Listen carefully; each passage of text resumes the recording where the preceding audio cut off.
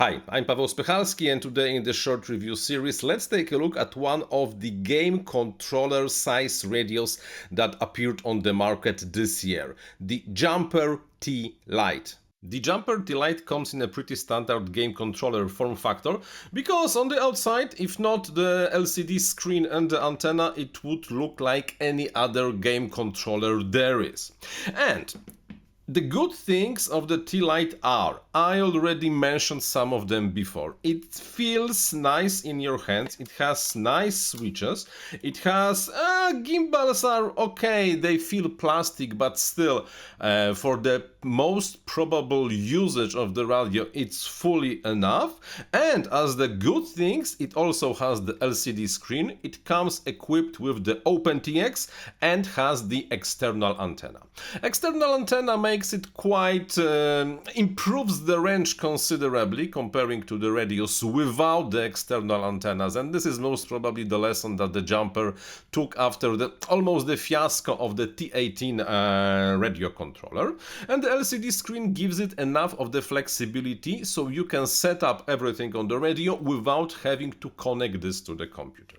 It's powered by the single 18650 battery over here. It has the USB-C port you can use to charge it, and also has the standard trainer and SD card. Bear in mind, you do not have to have any SD card to use the radio, because it's working perfectly without SD card.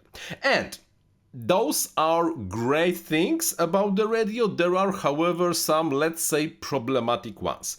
The LCD screen is kinda too small to be able to configure everything without really taking your glasses, like I'm having my glasses right now, and looking carefully at what's happening. And the user interface with those 4 buttons over here, well, it's kinda counterintuitive. Those buttons over here, although they look like they can be used for the OpenTX configuration, they are only trims. In my opinion, it would make much more sense if those buttons and maybe some kind of the roller could be used instead of those buttons to configure the radio. Because the trims are not really that much important, and I really would like to be able to use those pretty nicely oriented buttons to change everything in the radio, not those where I'm always mixing things up. And bottom line, if you are looking for something small for your tiny whoops or micro airplanes, something that fits everywhere, I think the Jumper T-Lite is just okay. Bear in mind, there is external connector over here when you can attach even the small radio external transmitters to the T-Lite. I never tried that, but people say that it works and the connector is part of the box.